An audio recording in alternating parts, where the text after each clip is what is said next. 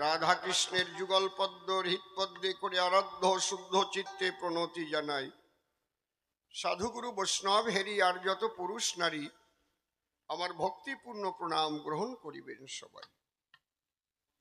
মানুষকে প্রণাম দিলে সে প্রণাম ঈশ্বরে মিলে, সর্বশাস্ত্রে তাহার প্রমাণ পাই। কবি চণ্ডীদাস যিনি উচ্চকণ্ঠে বলেছেন, তিনি সবার উপর মানুষ, সত্য তাহার উপর নাই। স্বামী বিবেকানন্দ তিনি দিয়েছেন আরো আনন্দ। উচ্চকণ্ঠে ঘোষণা করেছেন, বিশ্ব চরাচর বহু রূপে সম্মুখে তোমার, ছাড়ি কোথা খুঁজিছ ঈশ্বর। জীবে প্রেম করে যেই জন, সেই জন সেবিছে ঈশ্বর। এর নামই ধর্ম সনাতন, যা আমি একটু আগে করেছিলাম আলাপন। সবার মধ্যে একই ঈশ্বর দর্শন। ঠাকুর ভবা পাগলাসি বাজাইলেন এক মহামিলনের বাঁশি। বললেন সবার পাশাপাশি, আরে আমি মানুষ ভালোবাসি, আমি মানুষ ভালোবাসি। কোন তীর্থের নাই প্রয়োজন গয়া গঙ্গা কাশী, আমি মানুষ ভালোবাসি। আর একটু একটু তাই মানুষের চরণ লক্ষ্য করে প্রণাম করি বারে বারে। মানুষে যদি কৃপা করে, কৃপা করবেন আমার কৃষ্ণ কালো শশী। বন্দনার ভাব করে শেষ বক্তব্য করিব পেশ, সবিশেষ সবার মধ্যে জানাই নিবেদন। মিলন পল্লী কবি গান, এটা আমার দ্বিতীয় বৎসরের অনুষ্ঠান। একবার দ্বিতীয় বৎসরের অনুষ্ঠান।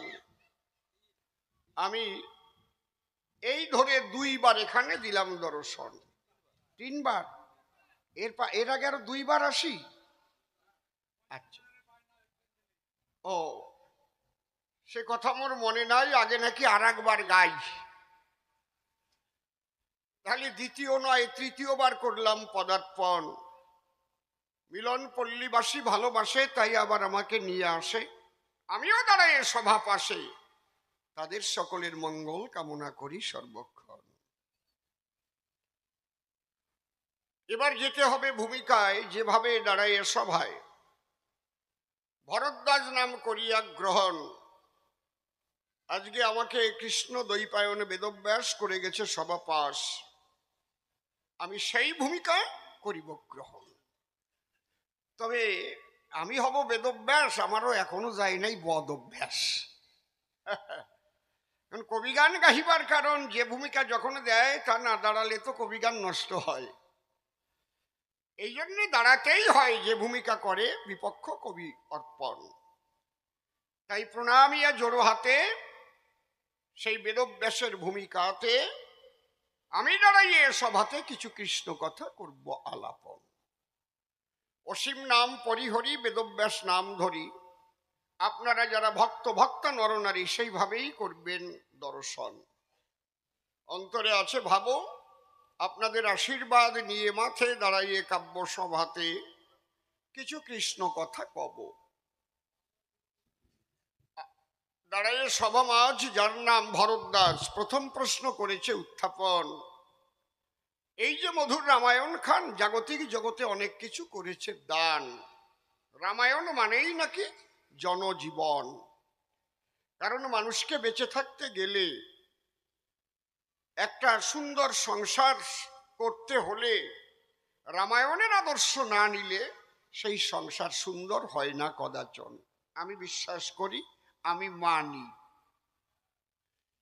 আমি ভালো করে জানি। কিন্তু মহাভারত তাই থাকতে লেখা যাবে না, মোটেই ভালো নয় তোমার এই ভাবনা। কারণ রামলীলার মধ্যে তো আর কৃষ্ণলীলা লিপিবদ্ধ করে নাই কখন। আমার কাছে বলো দেখি, রামায়ণের মধ্যে কৃষ্ণলীলা আছে নাকি? যিনি রাম কমলাক্ষী, তিনিই তো কৃষ্ণ হয়ে করেছেন অবতরণ। আমি কলম ধরে তার লীলা না লিখন করলে চরাচরে, সেই লীলা কি করে জানবে বিশ্ববাসীগণ? রামায়ণ পড়লে কি কৃষ্ণলীলা বা জানবে? রামায়ণ পড়লে কি কৃষ্ণকে মানবে? এখন তো মাথা ঝুলাইতেছেন, তখন তো কিছু কইলেন না। রামায়ণ তোমার অতি ভালো দেখায় সংসার করার সুন্দর আলো। মেনে নিলাম সভাতল, কিন্তু রামায়ণের মধ্যে তো আর ওই কৃষ্ণ চরিত্র বা কৃষ্ণ লীলা কিছুই নাই। বরং খুলে বলি সভাতে, মহাভারতে ভারতের বহু মহামানবের কথা রয়েছে লিখন। কি বলবো সভাপাশ, রয়েছে অনেক সতীদের ইতিহাস, অনেক বিদগ্ধ ভক্তমণ্ডলী জীবন সাহিত্যর মধ্যে করা আছে প্রকাশ, যেটা রামায়ণ পড়লে মানুষ পায় না কখন। আমার কি মহাভারত লেখা লাগতো তোমার রাম যদি কৃষ্ণ না হতো? আমার কি মা মরা দায় ঠেকছে আমি মহাভারত লাগবো? হ্যাঁ, তোমার রামচন্দ্র কৃষ্ণ হলো বলে আমি কলম তুলে কৃষ্ণ লীলে যাতে জগৎবাসী জানিবারে পায়, এই জন্যে আমি মহাভারত লিখন করে জানাই দিয়েছি জগৎ বলে। তাতে আমি কি করেছি অন্যায়? তুমি বুড়ো মানুষ, তোমার নাই জ্ঞান নাই হুঁশ। কি লেখা আছে রামায়ণের পাতায়? অন্তরে আমার আছে, ভাবো আমি সেই ঘটনাটা একটু টেনে ধরবো, তাহলে বুঝতে পারবেন ভক্ত সুধিচয়। একদিন রামচন্দ্র ভক্তদের প্রাণের কেন্দ্র, আর সঙ্গে তার ঠাকুর লক্ষণ মেঘনাদের সঙ্গে যখন যুদ্ধ করে, দেখবেন আপনার রামায়ণ পড়ি, মেঘনাদ নাক পাশে বন্দি করিল ভাই দুইজন, নাক পাশে করিল বন্দি, এড়াইতে না পেয়ে সন্ধি, গরুরকে করলো আকর্ষণ। আপনারা জানেন জানি নরে গরুর পাখি খায় সাপ দড়িয়ে, গরুর পাখি এসে দেখতে পারে বিপাকে পড়েছে রাম রাজীব লোচন। রাম তখন ডেকে কয়, গরুর আমি বলো অসহায়, দেখো নাক পাশে বন্দি করেছে এই মেঘনাদ যে জন। গরুর ডেকে বলে, তাই তোমার কোনো ভয় নাই, ওই সাপ ধরে আমি করিব ভক্ষণ। সেখানে সর্প যত ছিল সব গরুর পাখি ধরিয়ে খেল, রামচন্দ্র মুক্তি পেল। রাম তখন বলেছিল, গরুর তুমি পরম ভক্ত একজন, আজকে তুমি আসার ফলে আমি মুক্তি পেয়েছি, রাম নীল দলে, তাহলে তুমি একটা বর চাও আমার চরণ তলে, তোমার মনোবাসনা করিব পূরণ। ডেকে বলে, রঘুবর তোমায় আমি দেব বর।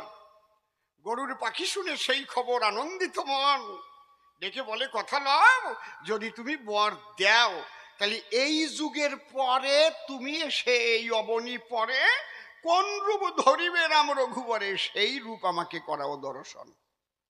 রাম তো ফ্যাসাতে পড়িয়ে গেল, এ তুমি কি বলো? এই যদি হনুমান জানিবারে পায়, আমার কাছে বলো দেখি সহজে ছেড়ে দেবে নাকি? হনুমান ওই অদূরে দাঁড়ানো রয়, ডাক দিয়ে বলে, গরুর পাখি শুনো রাম কমলাখি, তোমাকে আমি পাখা দিয়ে গড় বানাইয়ে রাখবো ঢাকি, তুমি তার মধ্যে গিয়ে ওই রূপ দেখাবে। এখন যখন এই কথা বলল গরুর পাখি, পাখা দিয়ে তখন চতুর্দিক ঢাকি সুন্দর একটা গড়ের মতো নির্মাণ করিল। তখন ওই গড়ের ভিতরে গিয়ে রাম রঘুবরে রাম রূপ দিয়ে ছেড়ে কৃষ্ণমূর্তি করিল ধারণ। দেখিয়ে সেই কৃষ্ণমূর্তি গরুরের জেগেছে অনন্ত স্ফূর্তি, কিন্তু দূর থেকে হনুমান ভাবে ওই জায়গা কোন কীর্তি, হ্যাঁ ব্যাপারটা কি হরিদর্শন, ও জায়গা ছিল রাম রাজীব লোচন। হ্যাঁ ব্যাপার কি, গরুর পাখি যখন এলো কি একটা পাখা দিয়ে ঘটনা ঘটালো, রাম কোথায় করল পলায়ন। হনুমান দূর থেকে লাফ দিয়ে যখন আসে, অমনি ওই পাখার পাশে বসিয়ে হাত দিয়ে পাখা ফাঁক করিয়ে, পাখা তো এ তো টিন না, টানিয়ে ফাঁক করা যাবে না, ইটো তো না, টেনে টেনে পাখা যখন ফাঁক করে সযতনে, দেখে দুই নয়নে নাই আমার রাজীব লোচন, নূতন একটা মূর্তি ধরে, আর গরুর দেখে আনন্দিত অন্তরে করজোড়ে করেছে তার ভজন পূজন। ওই দৃশ্য দেখে হনুমানের মন গেছে বেঁকে। হনুমান বলে, কোথায় রাম রাজীব লোচন? যেই তারা দেশে গরুর পাখি ভয় পাইয়ে পাখা গোটাইয়ে নিয়ে উড়িয়ে পলাই চলে গেছে।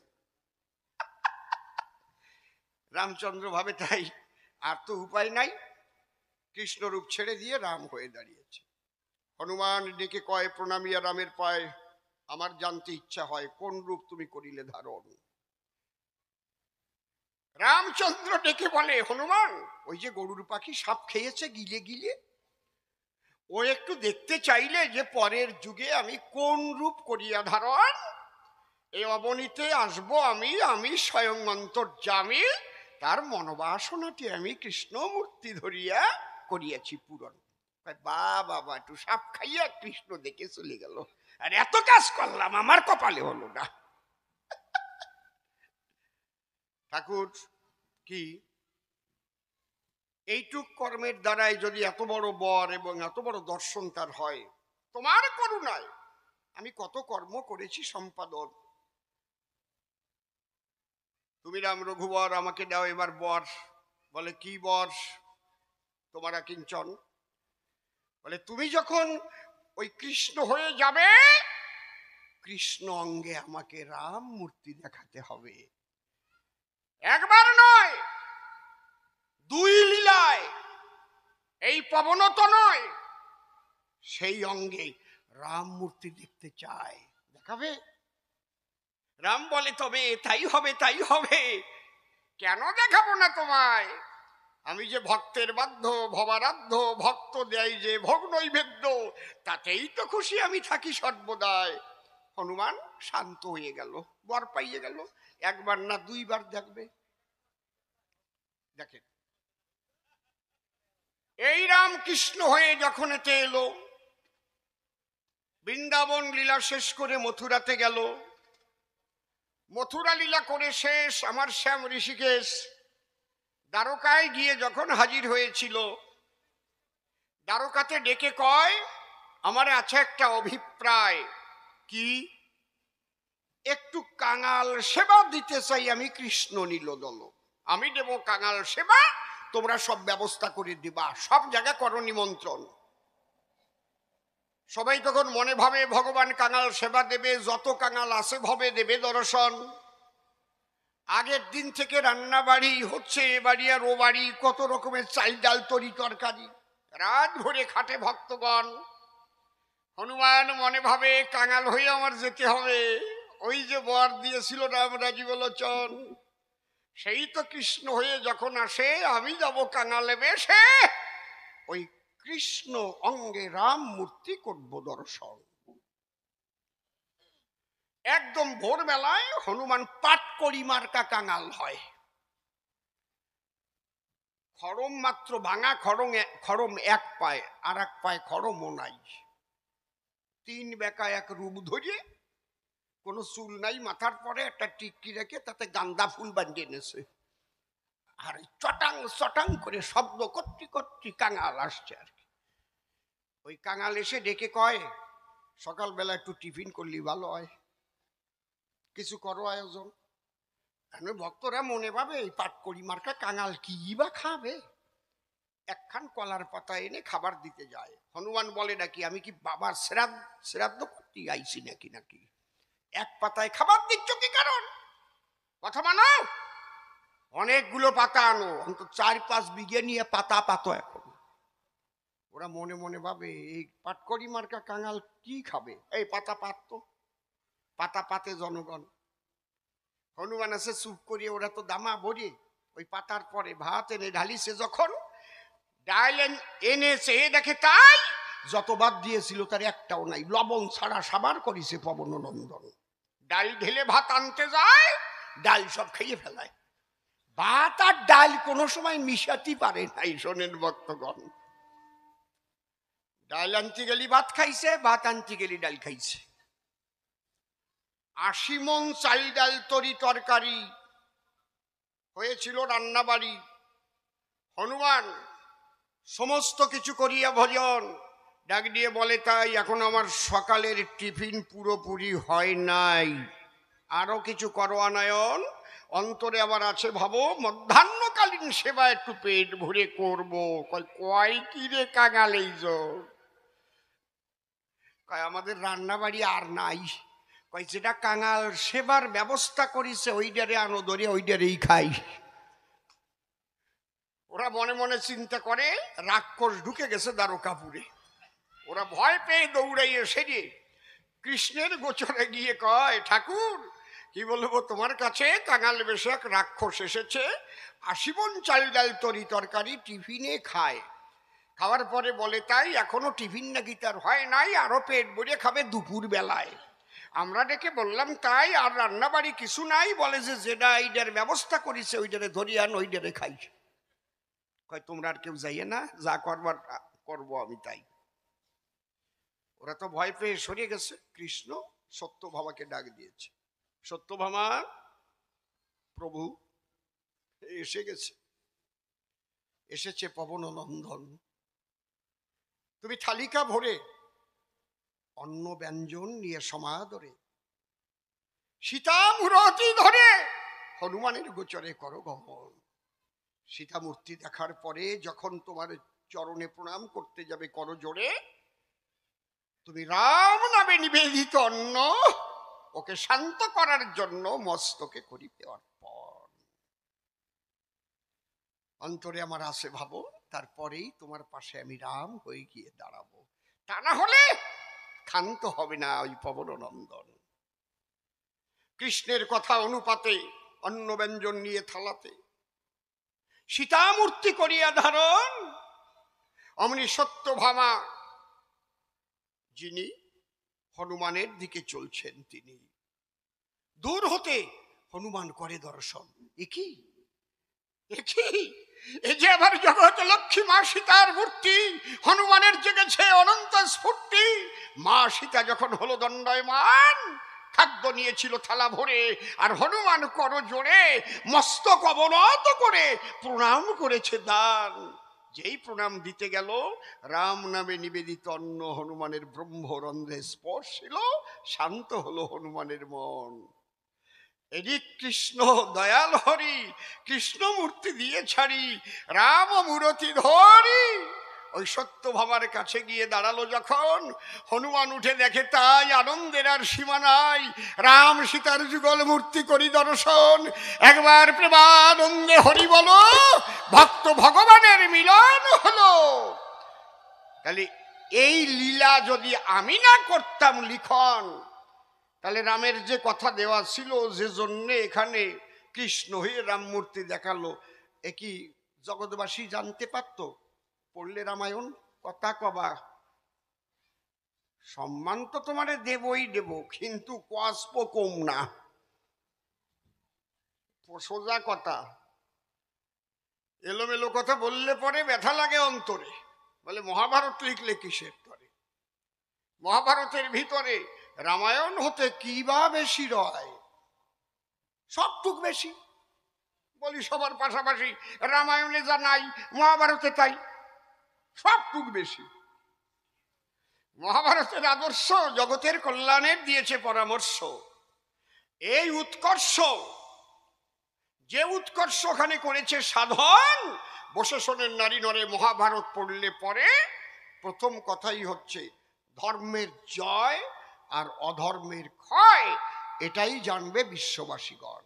মহাভারতের আগের নাম ছিল জয়। কিসের জয়? ধর্মের জয়। তারপরে নাম ভারত হয়, তারপরে নাম মহাভারত রূপে করেছিল নির্ণয়, এমনি না। আমি বলি তোমার ঠাই মহাভারতের মতো পরিপূর্ণ গ্রন্থ পৃথিবীতে আর নাই। কোন দিকে নেবা? রাজনীতি শিক্ষা করবা, মহাভারত পড়তে হবে। সংসার শিক্ষা করবা, মহাভারত পড়তে হবে। বড় ভক্ত হতে যাবা, মহাভারত পড়তে হবে। সব আমি দাঁড়িয়ে বলি সভ্য সভাতে, মহাভারতের একটা পর্ব হতে যে গীতা গ্রন্থ হয়েছে সৃজন, আমার কাছে বলো দেখি ওই গীতা তোমার রামায়ণের মধ্যে আছে নাকি? এই গীতা জ্ঞান দিয়ে স্বয়ং কৃষ্ণ কালিয়ে নিজে বলেছিলেন অর্জুনকে ডাক দিয়ে, ত্রিজগৎ করি প্রতিপালন। তিনি কন্যাই যে ত্রিজগৎ আমি রামায়ণ দিয়ে প্রতিপালন করি, গীতা দিয়ে। সব মহাভারত না, গীতা। বসে শোনেন বিজ্ঞস্বতা। আমি যাবো না কুতর্কে এই গীতার সম্পর্কে। ফ্রান্সের প্রাক্তন প্রধানমন্ত্রী মিস্টার দগল সাহেব তার ক্রিটিক্যাল অ্যানালাইসিস অফ লিটারেচার্স গ্রন্থে তিনি কি করেছেন লিখন। ফ্রান্সের প্রাক্তন প্রধানমন্ত্রী মিস্টার দগল, এটা ভারতেরও কেউ না, শোনেন ভক্ত দল, তিনি বলেছেন তুমি যে ধর্মের মানুষ হও না কেন গীতা গ্রন্থ মানো, গীতাকে করো অধ্যয়ন, লাভ করো গীতা জ্ঞান। পড়ে দেখবেন তার ক্রিটিক্যাল অ্যানালাইসিস অফ লিটারেচার গ্রন্থকার। ওমা কথা বলবেন না, না এ কিন্তু শ্যাবলামও কবি গান না, দূরে গল্প কয়ে চলে গেলাম, ওই হাগিয়ে দিল পাইয়ে দিল ওসব না। চুপ করে থাকেন সবে, দুইজনের শাস্ত্রীয় যুক্তি তর্ক তত্ত্ব নিয়ে লড়াই হবে। ঠিক সেই রকম দুইজনই কিন্তু বায়না করে এনেছে সবাই। তাহলে আমি এই সিদ্ধান্ত যে গীতা গ্রন্থ যিনি রাধাকান্ত বা কমলাকান্ত নিজে করেছেন নিরূপণ, হে অর্জুন তোমায় বলে রাখি এই গীতা জ্ঞান দিয়ে আমি ত্রিজগৎ পালন করে থাকি। আমি রামায়ণকে ছোট করছি না কখন। তোমরা যে ধর্মই করো আচরণ, গীতা করো অধ্যয়ন। যদি তুমি অধ্যয়ন করতে না পারো, ধরো আমার কথা ধরো, তাহলে যেখানে গীতা পাঠ হয় মন দিয়ে করিও শ্রবণ। তুমি পড়তে পারছো না, তুমি শোনো। দেখেছেন কত সুন্দর কথা বলছে। তুমি যদি কানে কালা হও আমার কথা শুনে লও, তুমি শুনতে পাচ্ছ না, তাহলে গীতা একদিন করো দর্শন। ওই যে 6টা অশ্বের বলগা ধরে কৃষ্ণ আছে দাঁড়ায় রথের পরে, অর্জুনের রথের সারথি নটবরে নিজেই যুদ্ধ করছে পরিচালন, এটা করো দর্শন। তারপর জিজ্ঞাসা করো মহাজনের ধারে কি তত্ত্ব আছে এই 6টা ঘোড়ার ভিতরে। কেনই বা 6টা ঘোড়া দিয়েছে ওখানে অঙ্কন করে, 7টা না, 8টা না, 12টা না, 5টা না, 6টা ঘোড়ার বলগা ধরে আছে কি কারণ? মিস্টার দগল সাহেবের অভিমত, ওর মধ্যে দেখানো আছে কোন তত্ত্বগত পথ, ওটা দর্শন করে জিজ্ঞেস করো মহাজনের ধারে। এবার তুমি বলতে পারো আমি ব্লাইন্ড, আমি চোখে দেখি না, আমি করবো কি? তাও তিনি বলেছেন ভাই চোখে যে না দেখতে পারো, ধরো আমার কথা ধরো, একদিন গীতা গ্রন্থকে বুকে জড়িয়ে ধরো, এর চাইতে শান্তি আর নাই। কে বলেছে? মিস্টার দগল সাহেব, ফ্রান্সের প্রাক্তন প্রধানমন্ত্রী। দাঁড়িয়ে বলি সভাস্থান, গীতার মধ্যে রয়েছে এমন জ্ঞান, যে জ্ঞান করিলে অর্জন, মায়া বন্ধন যায় কেটে, ঈশ্বরমুখী হয়ে চলে ছুটে, মানুষ মহানন্দের জগতে করে পরিভ্রমণ।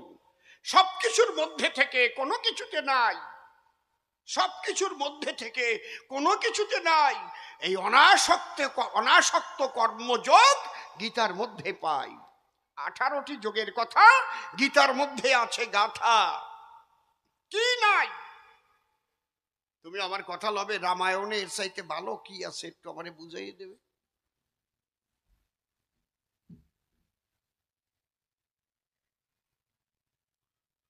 আমার কাছে বলুন দেখি, এই গীতা নিয়ে আলোচনা করলে কয়েক মাসেও তা ফুরাই নাকি? হ্যাঁ, আমার কাছে বলে, তাই তোমার কাছে শুনতে চাই, কৃষ্ণকে তুমি একটা পক্ষে নিয়ে, কৃষ্ণ লীলাকে নিয়ে এইভাবে কলঙ্কিত করলে কি কারণ? আরে বাবা, যিনি কৃষ্ণ কমলাক্ষে, তিনি গিয়েছেন পাণ্ডবের পক্ষে। আমি কি ইচ্ছা করে করেছি লিখন? তিনি যেটা করেছেন আমি সেটা লিখেছি। কিন্তু দাঁড়ায় সবার বরাবরই, হ্যাঁ গুরুজি, যদি তোমাকে আমি প্রশ্ন করি, তোমার গুরুদেব বাল্মীকি যা লিখেছে কলম ধরি, সেই লীলা স্বয়ং হরি করতে বাধ্য হয়েছে হয়ে রাজি বলোচন। আমার তো কোনো দোষ নাই। ও বাবা, রিপোর্টারের দোষটা কি? এখানে যদি কোনো গন্ডগোল ঘটে, আমি বলি সভা তটে সকালবেলা সেটা রিপোর্ট করতে পারে, যা হবে সেইটাই তো লিখে পেপারে জানাবে নাকি? তাতে রিপোর্টারের দোষ কি? কিন্তু যা ঘটে নাই যদি কেউ লেখে তাই, পরে যদি সেই ঘটনা হয়, তাহলে রামায়ণ তেমন গ্রন্থ বটে। আমি বলি তোমার নিকটে রাম জন্ম লইবার ৬০,০০০ বছর পূর্বে যাহা হয়েছিল লিখন, যে গ্রন্থ এত আগে লিখন হলো, ব্রহ্মা এবং নারদের আশীর্বাদে নির্বিবাদে ভগবান এসে সেই লীলা পরিপূর্ণ করেছিল। মিথ্যা কথা নহে কদাচন। ঠিক না বেঠিক? কি গোসাইটা? তাহলে দোষটা কার? যদি রামের দোষ থাকে, রামের না, ওনার গুরুদেব লিখিয়ে দেওয়া সারিছে। রামরে কত ছোট করিছে কব না? থাক, কব না, কব গরজ কত। আমি দিতে পারি প্রমাণ যে রাম ভগবান। জগৎ লক্ষ্মী সীতা আমরা মানি সর্বজন। লক্ষণ সীতা নিয়ে শোনে রাম গিয়েছিলেন গহন বনে, তাই তো? এইবার সীতাকে হরণ করেছিল দুর্জয় রাবণ। কিভাবে হরণ করেছিল আপনারাও জানেন ভালো, আপনারা পড়ে থাকেন মধুর রামায়ণ। রাবণ সীতাকে হরণ করবার তরে একটা চক্রান্ত করে মারিচিকে হরিণ সাজাইয়ে, মায়া মারিচি হরিণ রূপ ধরে ওই রাম সীতার লক্ষণ আছে যে জায়গায় ঘুর ঘুর ঘুর ঘুর ঘুর ঘুর করতেছে, সেই জায়গায় একটা সোনার হরিণ দেখা যাচ্ছে। এমন কায়দা করে সাজাইছে মনে হয় সোনার হরিণ, একবার সাপ সাপ সোনা ভরা গায়। সীতা দেবী তাই দেখে রামচন্দ্রকে বলে ডেকে, দেখো না কি সুন্দর একটা সোনার হরিণ ঘুরে বেড়ায়, কথা মানো, হরিণটাকে ধরে আনো। ওইটা গালালে অনেক সোনা আছে গায়ে, অন্তরে আমার আছে বাবু, ওই সোনা দিয়ে গহনা করে নেব। ওনার গুরুদেব লাগছে। কি সর্বনাশী কথা না?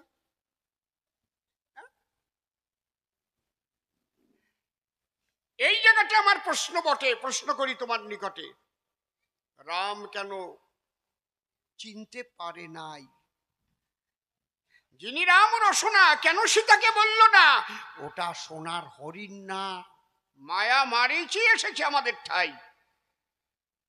সোনার হরিণ দইরা দাও, দইরা দাও, দইরা দাও। যে বানু বন্দ্যোপাধ্যায় কয় না, জ্ঞানর জ্ঞানর, যদি কোনো মাইয়া মানুষ পুরুষ মানুষের কানের দ্বারে জ্ঞানর জ্ঞানর জ্ঞানর জ্ঞানর করে, সোনার হরিণ দইরা দেন, তা কত সময় থাকতে পারে?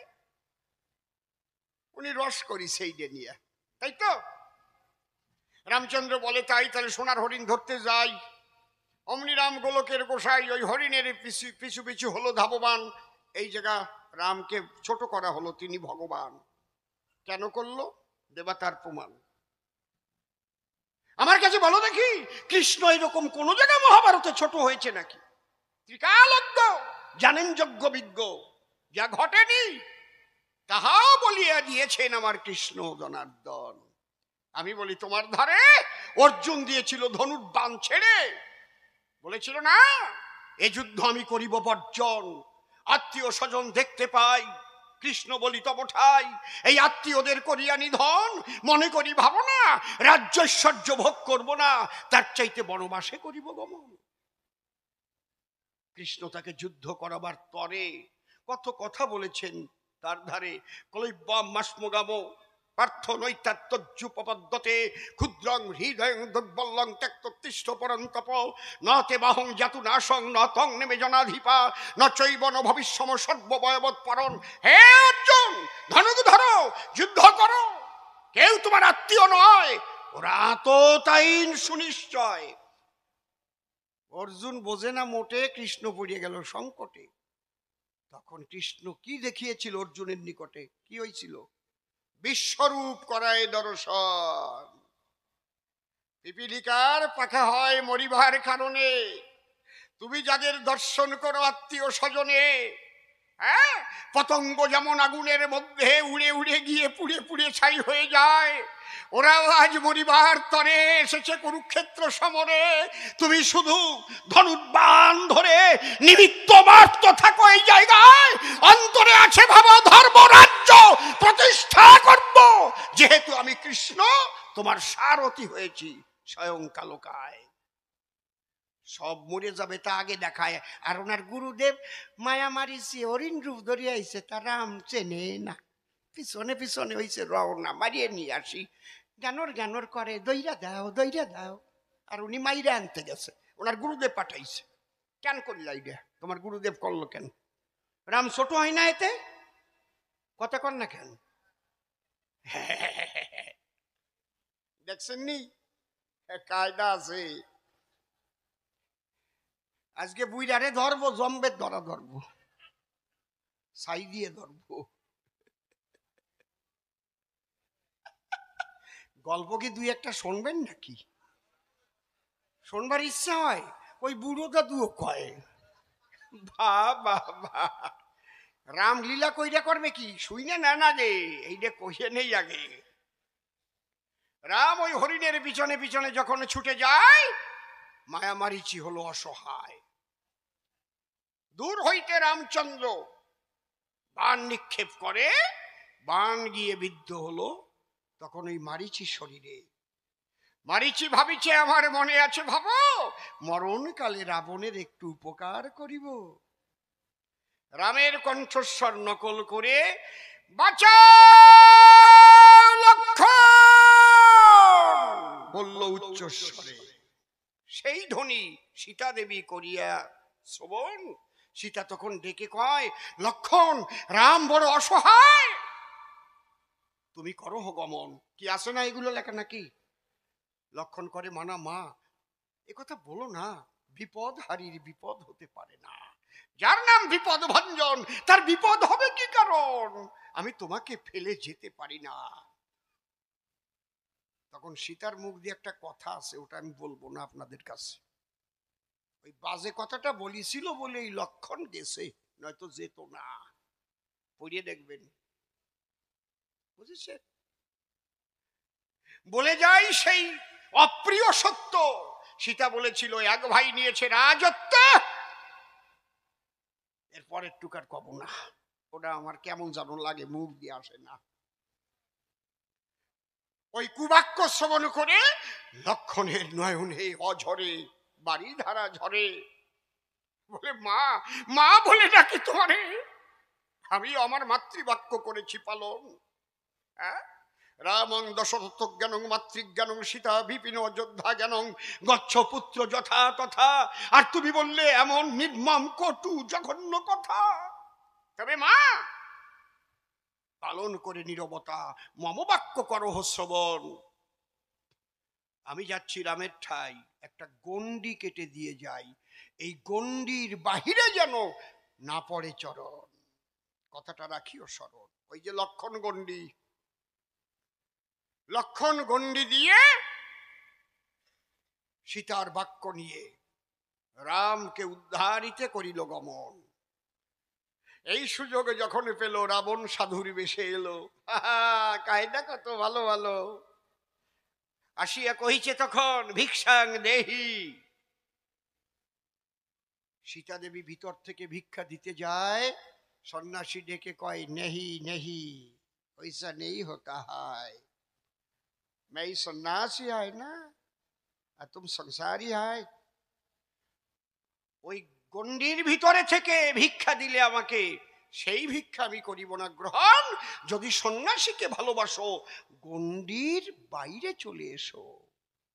লক্ষণের কথা সীতা হলো বিস্মরণ।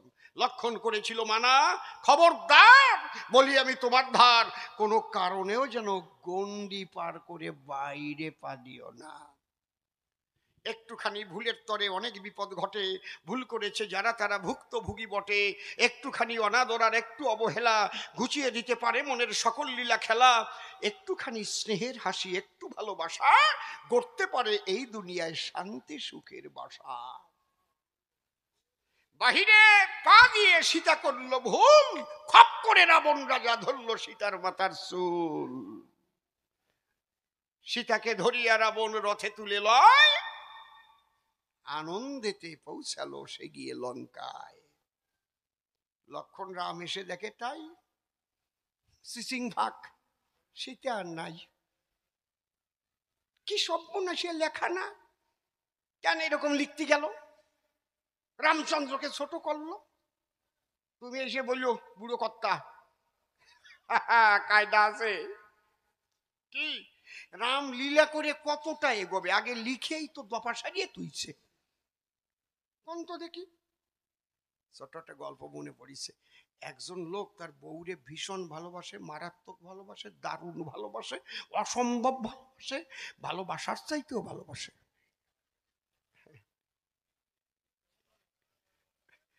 মানে কথা বলার আগেই শুধু বলে আই লাভ ইউ, দুটো ভাত দেবে আই লাভ ইউ, সত্যি আমার পিপাসা লেগেছে আই লাভ ইউ, ছেলেটা কোথায় গেল গো আই লাভ ইউ। ভালোবাসার চাইতেও ভালোবাসে। ওই দেখে পাড়ার লোক হাসে, কোন ভালোবাসা কয়। মানে কথা ভালো বলার আগে ওর মধ্যে তোমাকে আমি ভালোবাসি এই কথাটা আগে জাগে। কায়দা আছে এমনি নাকি? ওর বাড়ি আছে, মা একজন বুড়ি, ওর মা বুড়ি, এই মনে করেন 75 বছর তোর বয়স।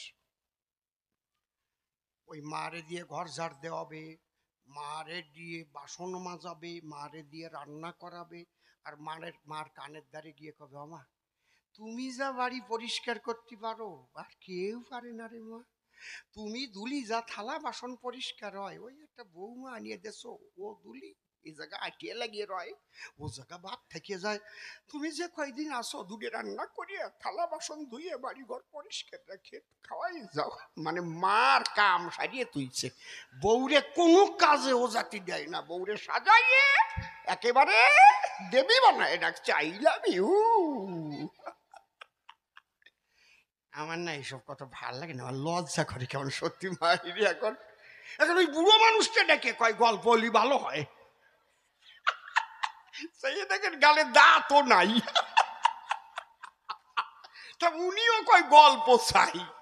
এখন দাঁড়ায় সভাতলি আমি যদি দুই একটা হাসির গল্প না বলি, যারা আছে কৃষ্ণ কলি ওরা মনে মনে ভাববে তাই অসীমদার আগে খুব রস ছিল, তা বুঝি রাজনীতি করতে যে শুকুয়ে গেল, আগের মতো নাই। অন্তরে করবেন ধারণা বান্দর বুড়ো হয়ে গেলেও গাছে ওঠা স্বভাব যায় না, অত সোজা না। ভাবিস নাকি আমি মরিয়ে গেছি? এই মারে জম্বের খাটান খাটায়, সব কাজে মারে পাঠায়, থালা বাসন ধোয়ায়, রান্না করায়, ভোরবেলা উঠইয়ে বাড়ি পরিষ্কার করায়। তুমি না হলে বাড়ি পরিষ্কার মোটেও হয় না। আর বউরে তোলা তোলা করে রাখিছে, তোলা তোলা একবারে রাত্রিবেলাও সোনো পাউডার দিয়ে সাজাইয়ে দিয়ে, সে আলাদা এক কায়দা।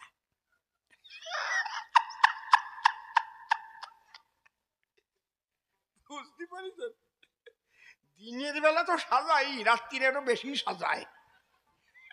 দিনের বেলায় যে সব জায়গা সাজানো যায় না, রাত্রিবেলা সেই সব জায়গাও সাজায়। হরি বল, জয় রাধে, রাধে বল, এসে বল। আরে বুঝিয়ে দাও গিয়ে, জয় রাধে। এইবার একদিন নতুন ওই বাড়িতে মূলো টুলো একটু কম খাই তো, মূলো খালি আবার ওই পায়ুদারে বায়ু নিঃসরণ হয়। আমি খারাপ বাংলায় কব না, ওরে কি কয় জানো, পায়ুদারে বায়ু নিঃসরণ বেশি হয় মূলো খেলে, ওটারে কি কয় জানো? উনি আর সরাসরি কয় পাপ পাপ। কেন আপনি বলতে পারলেন না ভাইকম্প? আমি মনে করি ভাবো না আমি ওই শব্দটা কব না, উনি আগের থেকে কয় পাপ পাপ। আজকে তো পাগল খেপাইছে, মূলো নিয়ে আসছে আর আনছে মরা শৈল মাছ, 2 দিন মরিয়া সাদা হয়ে গেছে, ওই রসুন দিয়ে রান্না করতে কইছে। ওই যদি কেউ খায় মূলো দিয়ে রসুন দিয়ে রান্না করিয়া, এক ল্যাপের তলায় সব যায়, এক ঘরের মধ্যেও থাকতে পারবেন না। কি ঠিক বলছি নাকি? কি হয় সেটা আমি বলতে পারবো না, যারা এই পাল্লায় পড়িছে অনেক স্বামী স্ত্রী ছাড়াছাড়ি হয়ে গেছে শুনেছি, হ্যাঁ ডিভোর্স হয়ে গেছে।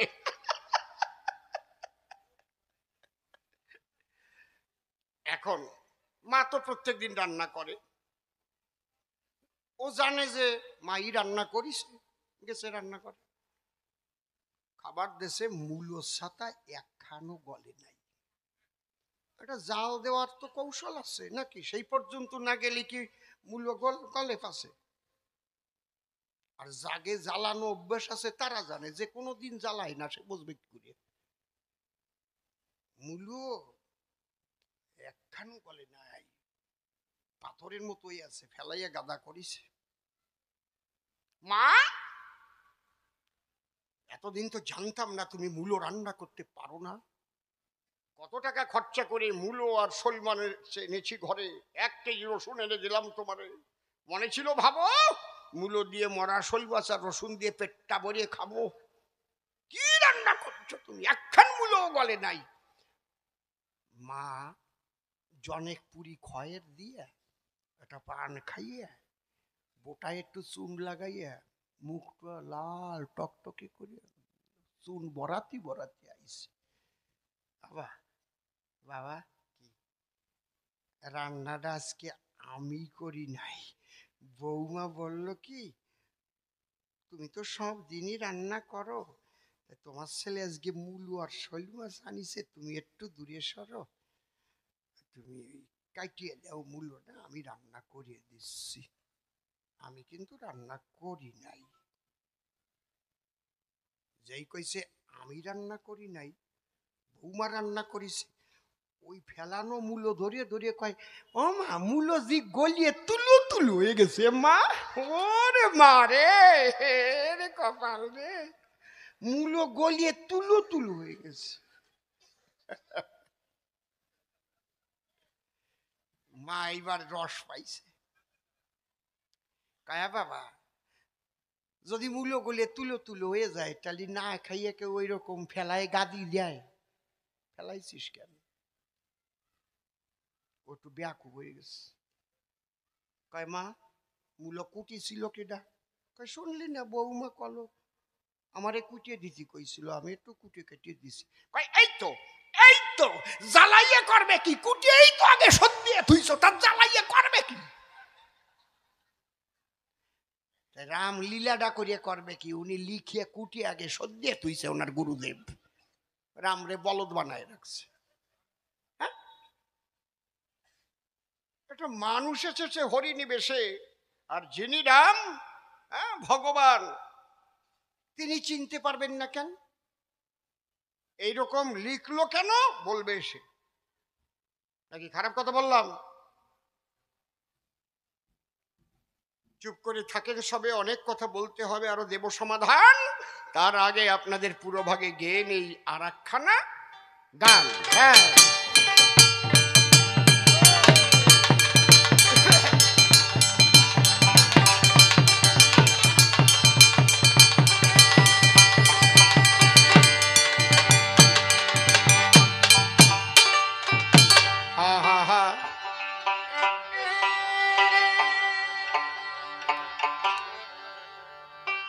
হরিবল হরিবল হরিবল। সাটা লাগাও।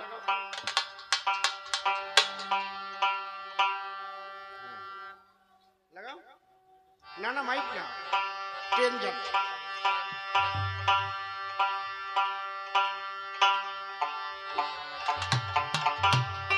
বাবা সাটা আরেকটু দেখো। হ্যাঁ হ্যাঁ হ্যাঁ হ্যাঁ, ও কত ভালো লাগে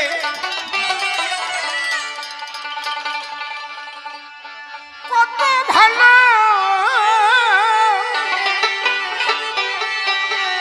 জি জি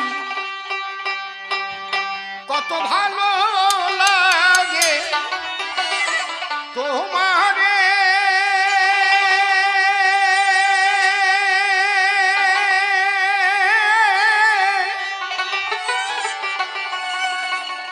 কিশোর বন্ধু বাসরি রে, কত ভালো লাগে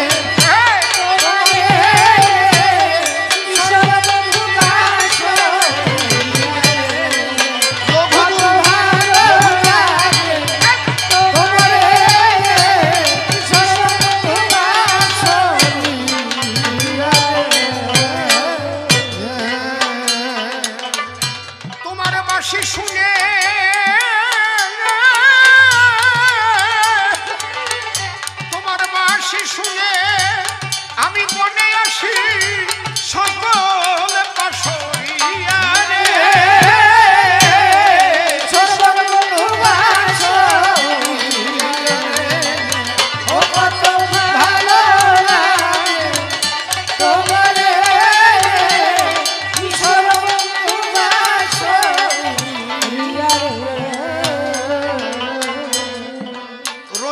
বিকেলে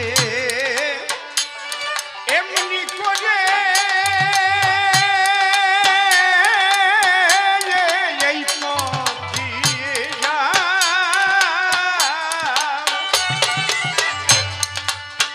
আর বাঁশি বাজায়ে কেন আর নয়নে আমি তোমার বাঁশি সারা পেয়ে আশা পথ থাকি আমি তোমার বাঁশি সারা পেয়ে আশা পথ থাকি কবে আসবে আমার এই পথে বাঁশরি বাজাইয়া রে কিশোর বন্ধু বাঁশরিয়া রে কত ভালো লাগে তোমারে কিশোর বন্ধু বাঁশরিয়া রে ওরে কি যেন কি জানে রে তোমার বাঁশের বাঁশির গানে একদম এত ভালো লাগে লাগে কেন বুঝি না তার মানে কি যেন কি জানে রে বন্ধু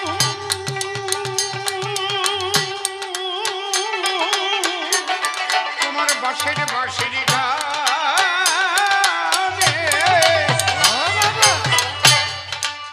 ওরে এত ভালো লাগে লাগে কেন বুঝি না তার মানে না বোঝা সে গানের ভাষায় ওরে কেন আমায় কাদায় হাসায় না বোঝাসে গানের ভাষায় কেন আমায় কাদায় হাসায় আমায় একেবারে ডুবায় একেবারে ভাষায় মরমে মারিয়া রে কিশোর বন্ধু বাঁশরিয়া রে কত ভালো লাগে তোমারে কিশোর বন্ধু বাঁশরিয়া রে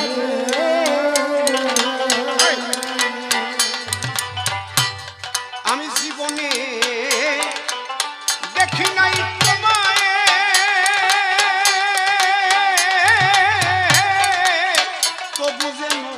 তবু যেন চিনি ওরে অচেনা কি এত আপন সকল আপন জিনিস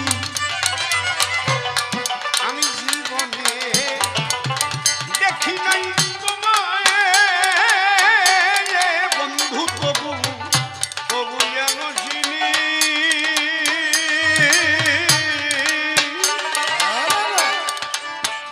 অচেনা কি এত আপন সকল আপন জিনিস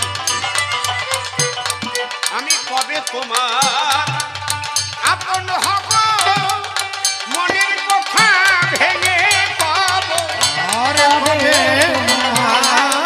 আপন মনের কথা ভেবে পাবো কবে আমার আমি করে তোমায় দেব সহজে দাঁড়িয়া রে কিশোর বন্ধু বাঁশরিয়া রে কত ভালো লাগে তোমারে কিশোর বন্ধু বাঁশরিয়া রে ওরে চকিত চরণে মানুষ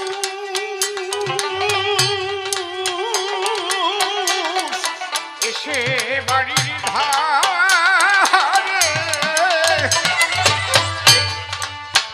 আঘাত দিয়ে ফিরে যায় সে মনের গোপন দ্বারে পাগল বিজয় বলে এমনি করে কতবার সে গেল সরে বিজয় বলে এমনি করে কতবার সে গেল সরে। আমি ঘুরে বেড়াই জনম ভরে আপন হারাইয়া রে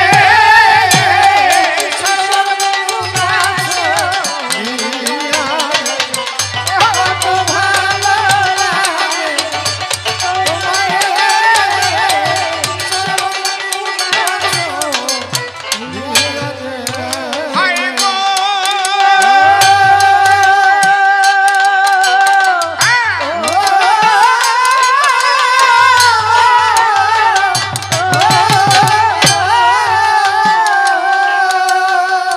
আজ রামায়ণ আর মহাভারতের হচ্ছে আলাপন বেদব্যাসর ভরদ্বাজ কল্পনায় দুইজন সুর দেখে নেব সব সুর দেখে নেব সব ভরদ্বাজ নাম ধরিয়া দাঁড়াই এ সভায় বেদব্যাসের কাছে কিছু প্রশ্ন দিয়ে যায় সুন্দর করে দাও। তাহলে রামায়ণ থাকতে মহাভারত কেন লেখা হলো তার জবাব হলো আর আমি কৃষ্ণ হয়েছিল বলেই কৃষ্ণ লীলা লেখার প্রয়োজনীয়তা ছিল। উনি বললেন হ্যাঁ টোনে হাত দিয়ে না, তাই টোনে হাত দিলে লিকেজ হবে না। আমারটাই না মনিটরে ভলিউম হাত দিলে অসুবিধা নেই, টোনে হাত দিয়েছিলেন উনি। মাইক এক্সেলেন্ট মাইক, ভালোর মধ্যে 4টে ভাগ আছে। গুড মানে ভালো, গুড মানে ভালো না, ভেরি গুড মানে খুব ভালো, তাই তো। গুড বেটার মানে কি অপেক্ষাকৃত ভালো, আর বেস্ট মানে সর্বাপেক্ষা ভালো। আর আমি কি বললাম এক্সেলেন্ট মানে চমৎকার। এই সব কয়টার উপর দিয়ে যেটা বলা যায় না, এত ভালো মাইক। খালি একটু সেটিংটা ঠিক মতো করে রাখবেন, মেশিনের কোনো তুলনা নাই। হ্যালো হ্যালো, ভিতরটা একটু কমে গেছে, আবার ভিতরটা ওই বড় বক্সগুলো কমাবেন না। জয় রাধে রাধে। একটু রিভাইভ, বড় বক্সে একটু রিভাইভ, একটা জায়গা বেঁধে রাখুন। হ্যাঁ, জয় রাধে, চেক, আর একটু ভাসবে, চেক চেক, বড় বক্সে আর একটু রিভাইভ, চেক। আমাদের তো মাল আছে, চেক।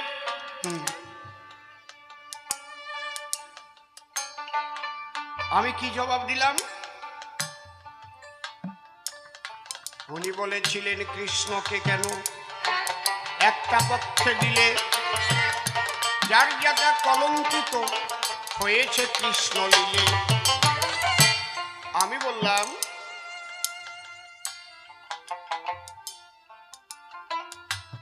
শ্রীকৃষ্ণ তিনি গীতার মধ্যে নিজেই বলেছেন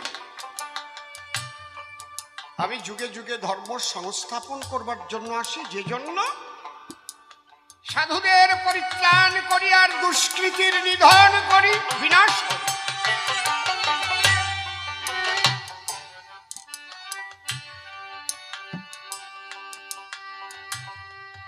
আমি কলঙ্কিত করিনি, যাহা ভগবান লীলা করেছেন আমি তা দেখেছি এবং লিখেছি।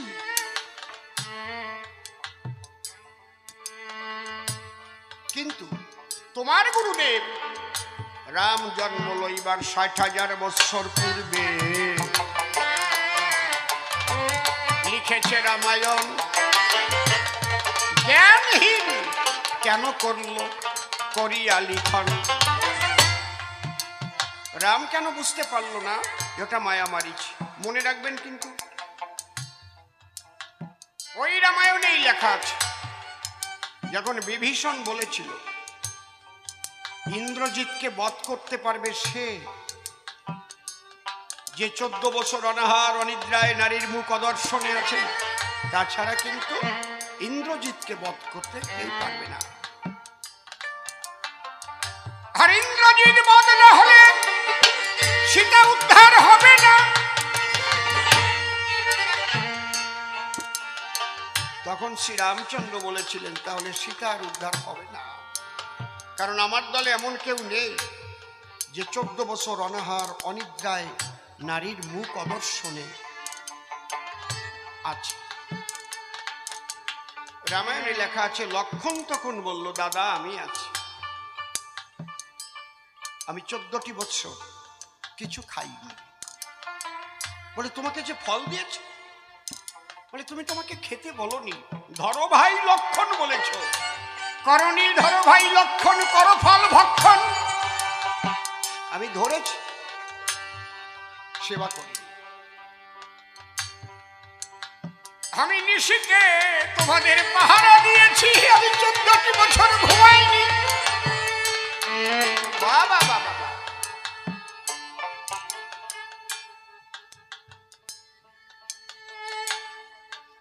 14 বছর নারীর মুখ আমি দেখি। তুমি তার প্রমাণ পেয়েছিলে না? যখন সীতা হরণ হলো তুমি পাগলের মতো হয়ে গেছিলে। আমরা দু ভাই যখন বনের মধ্যে হাউমাউ করে কাঁদছিলাম আর ঘুরছিলাম, তুমি মা সীতার কানের দুল পেয়ে আমাকে বললে এই যে লক্ষণ এই পথ দিয়েই নিয়েছে, এই যে দুল চিনতে পেরেছো? আমি কি বলেছিলাম? না তো। কার দুল? গলার হার পেলে আমাকে জিজ্ঞাসিলে চিনেছো? আমি বলেছিলাম না। যখন চরণের নূপুর কুড়িয়ে পেলে তুমি আমাকে জিজ্ঞেস করেছিলে লক্ষণ এই নূপুর কার চিনতে পেরেছো? বলেছিলাম হ্যাঁ চিনি চিনি চিনি, হে আমার মা জানকীর চরণের নূপুর। তখন তুমি আমাকে জিজ্ঞেস করেছিলে ও লক্ষণ, যে দুলটা কুড়িয়ে পেয়েছিলাম সেটাও তো সীতার, গলার হার কুড়িয়ে পেয়েছিলাম সেটাও সীতার, কঙ্কন কুড়িয়ে পেয়েছিলাম তাও ওটা চিনতে পারলে না, নূপুরটা কি করে চিনলে? তখন আমি কি বলেছিলাম দাদা?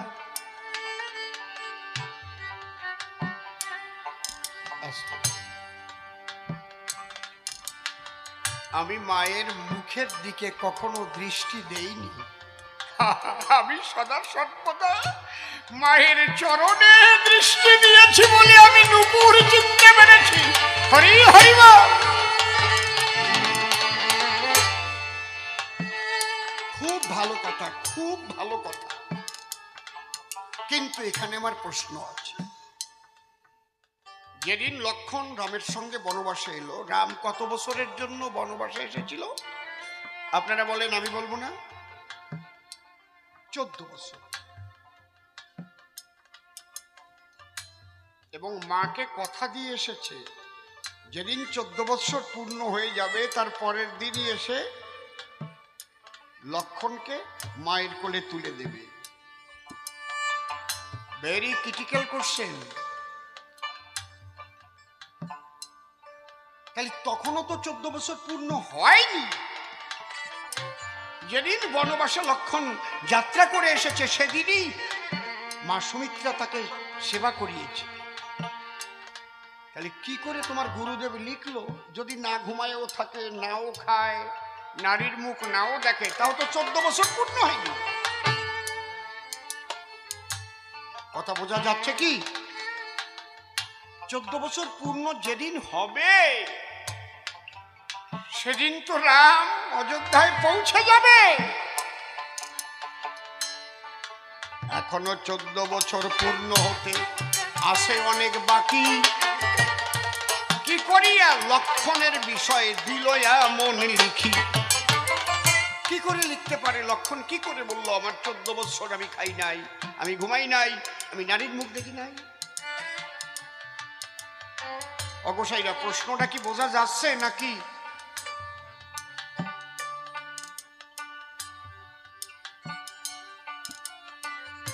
সেই দিন একজন বলছে চাটাম দিচ্ছে আসি আর কি।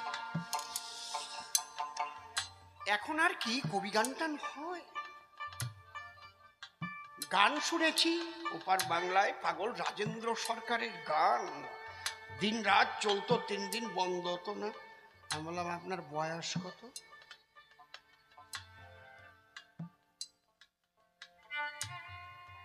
কয় 60 বছর। আমি বললাম রাজেন্দ্র সরকার মারা গেছে কত বছর জানি? এই আষাঢ়িয়া চাটাম পান কোন জায়গায়? হ্যাঁ, কয় না শুনিছি, আমার ঠাকুর দাদা গল্প দিছে।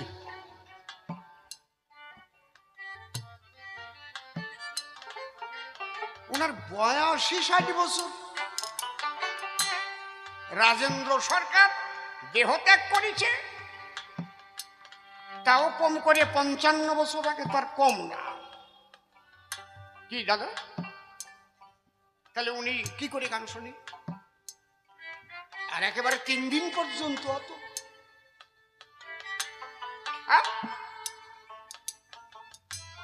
আমি বললাম আপনার ইন্টারন্যাশনাল পাসপোর্ট আছে? কয় আছে। ওই জায়গায় জন্ম কোথায় দেখানো? বলে কেন ভারতে? কয় এই তো আরো ধরা পড়িছ তুমি, আর বাংলাদেশে গান শুনিছ। এরকম আষাঢ়িয়া চাটাম দেওয়া মানুষ অনেক আছে। আমার মনে হলো এটাও একটা কেমন আষাঢ়িয়া চাটাম চাটাম, কারণ 14 বছর তো পূর্ণই হয় নাই। কেমন কইরা লক্ষণ কইল 14 বছর খাই নাই। এটা কোন হিসাবে হতে পারে সাধু, তাহার জবাব চাই।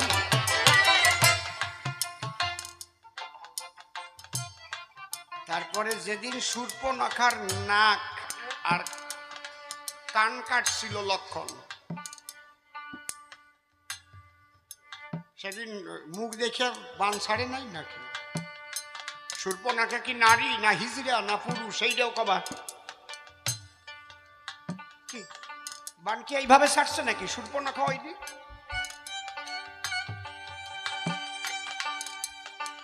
নাক কান কাটতে হলে খুব তীক্ষ্ণ ভাবে বান মারিতে হবে। তাহলে শূর্পনখা নারী কিনা তাও আমায় কবে? কি গোসাইরা ঠিক আছে তো নাকি? লড়াই বাঁধিছে তো নাকি? কি কন আপনারা? কি কন? বাচ্চা তো না শুনে বাড়ি মোটে যাবেন না, একদম ঘাটি গাড়িয়ে বসে থাকেন।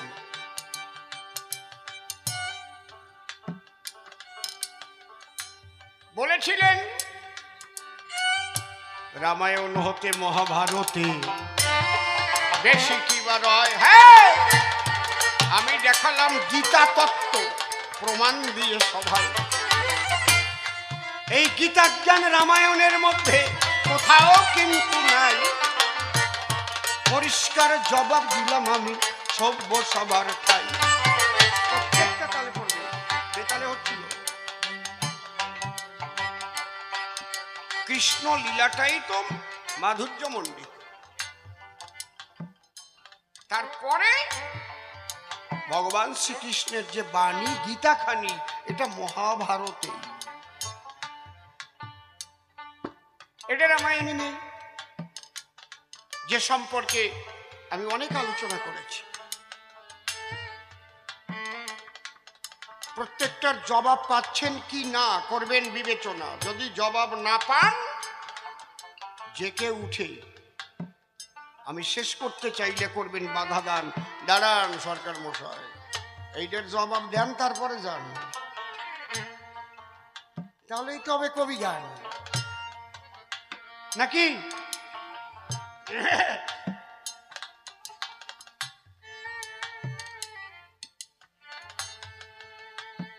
মহাভারত জয়, কিসের জয়? ধর্মের জয়। এইবার একটু আলোচনা করি ধর্মটা কি। ধর্মের তো জয় আর অধর্মের ক্ষয়। ধর্মটা কি? কে ধার্মিক? কি করে ধার্মিক হয়? কেমন হলেই বা ঈশ্বর তার রথের সারথি হয়? কেমন হলেই বা স্বয়ং ভগবান তার 6টা ঘোড়ার লাগাম ধরে থাকে?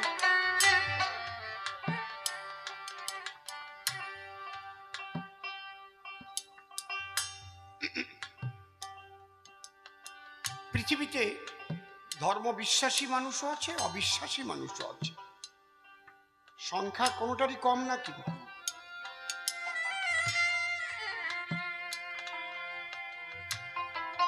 যারা ঈশ্বরকে বিশ্বাস করে, ধর্মকে বিশ্বাস করে, আত্মাকে বিশ্বাস করে, তাদের বলা হয় আস্তিকবাদী, তাই তো?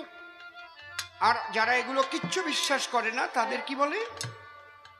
নাস্তিকবাদী।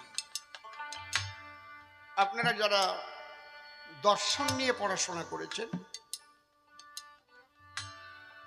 কারণ আর্টস নিয়ে যারা পড়াশোনা করেন তারা দর্শন সাবজেক্ট নিতেও পারেন। কেউ দর্শনে এমএ করেন। এই দর্শনের মেইন পার্টই হচ্ছে লজিক। লজিকের দুটো দিক, আস্তিক আর নাস্তিক। এটা নিয়ে হচ্ছে দর্শন। নাস্তিকবাদী দর্শনও আছে, চারবাক দর্শন, আর বড় বড় দর্শন আছে। আস্তিকবাদী দর্শন কোনোটাই কিন্তু কম না।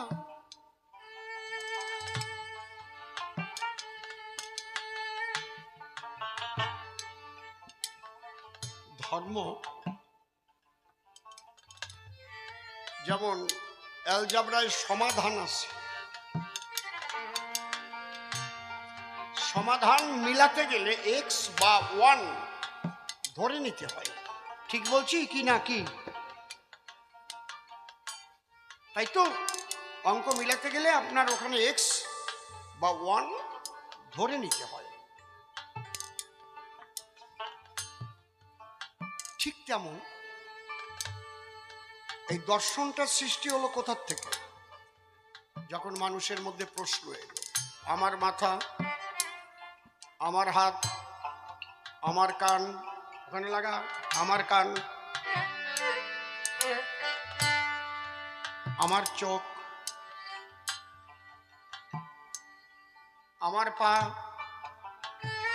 হ্যাঁ, যেখানে কথা বলছি তার একটা স্কেল আছে না?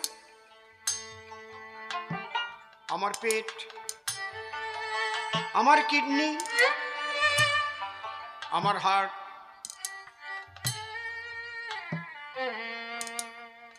আমার বডি। এ গান শুনতে যাবি না?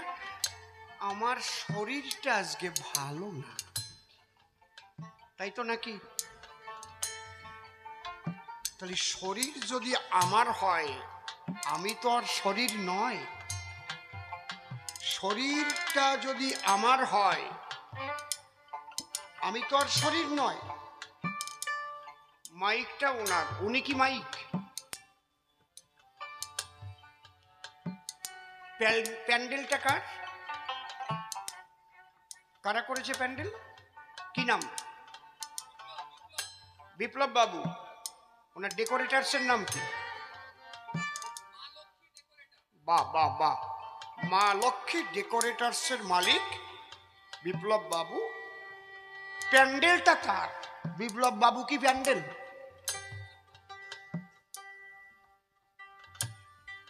দর্শনটা কোথার থেকে সৃষ্টিটা হলো, এটাকে দেখতে হবে।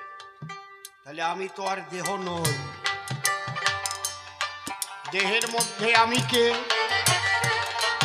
দেহের মধ্যে থেকে আমি চিনি না তো আমাকে। এই জন্য দর্শনের প্রথম প্রশ্নই হচ্ছে who is I.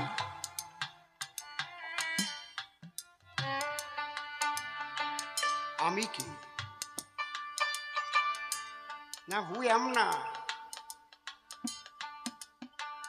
Who is I, আমি কে? এই আমাকে চিনতে গিয়ে আমি কে, আমি তো দাঁত না, চোখ না, হাত না, পা না, উড়ু না, ভুরু না, আমি তো মাথা না, ঘিলু না, তাহলে আমি কে? আমাকে জানতে হবে। এই প্রশ্ন সনাতনী ঋষিদের মনে জেগেছিল, তাই তারা সাধনায় বসেছিল আমাকে জানবার জন্য। যে আমিকে জানবার জন্য স্বামী বিবেকানন্দ নরেন দত্ত কন্যাকুমারীতে সাধনায় বসে আমিকে জেনেছিলেন বলে পরে বিবেকানন্দ নাম হয়েছিল।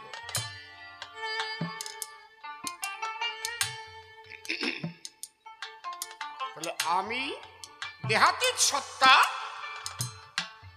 যাকে বলেছে সনাতনীরা আত্মা, আরবিতে বলে রুহু, ইংলিশে বলে সোল।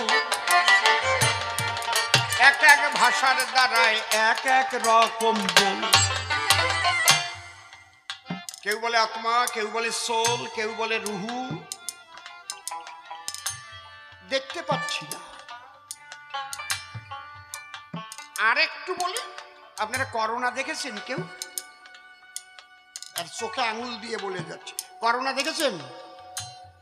করোনা দেখছেন কেউ? কেমন দেখতে? কথা কয় না।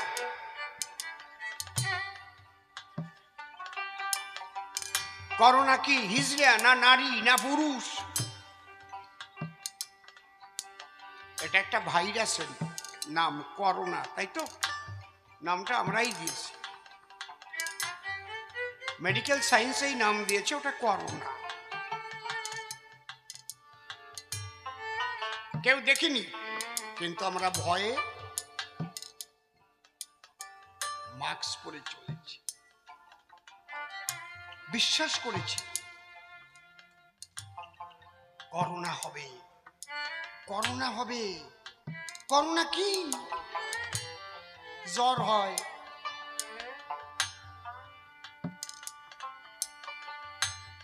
ওষুধ তো মারাত্মক কিছু আমি পেলাম না। করোনার ওষুধ যে আলাদা, যে ট্যাবলেট ট্যাবলেট। পরে ভ্যাকসিন হলো, ডবল ভ্যাকসিন নিয়ে করোনার ভয় চলে গেল। এখন আমরা মুখ খুলে চলি, বিশ্বাস করি আর করোনা হবে না। করোনা একটা কাজ ভালো করেছে, প্রেমিক প্রেমিকের চুমো খাওয়া বন্ধ হয়েছে।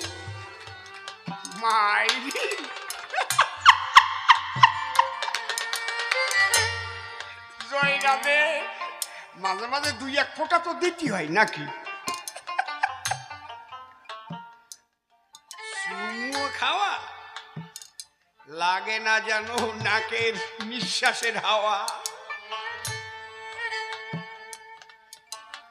আমরা বিশ্বাস করেছি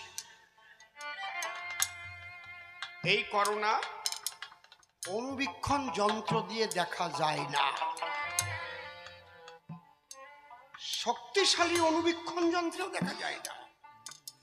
কি দিয়ে দেখা যায়?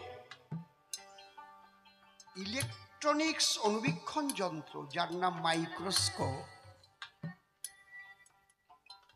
শক্তিশালী অণুবীক্ষণ যন্ত্র দিয়ে দেখা যায় না।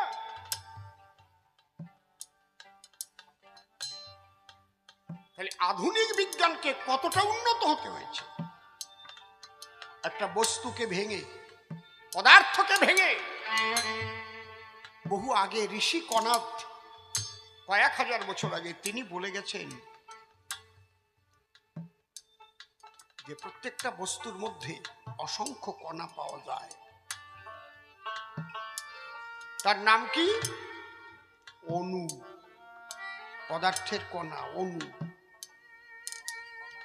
ওটাই শেষ কথা নয়, সেই অণুকে ভাঙলে পাওয়া যায় পরমাণু। বৈজ্ঞানিকরা খুঁজছে যে বিশ্ব সৃষ্টির মৌলিক শক্তি কি, খুঁজছে। যখন পরমাণু পেয়ে গেল তখন তো বলেই ফেললো। অগস্ট কমতে বৈজ্ঞানিকের নাম, অ্যাটম নট ডিভাইডেড, পরমাণু অবিভাজ্য, এটাই মৌল শক্তি। কিন্তু রাদারফোর্ড আর এক বৈজ্ঞানিক, তিনি তার দলবল নিয়ে অ্যানালাইসিস করে ভেঙে ফেললেন পরমাণু। নিউট্রন, প্রোটন, ইলেকট্রন, কেন্দ্রে নিউক্লিয়াস। নিউক্লিয়াসও মৌল না?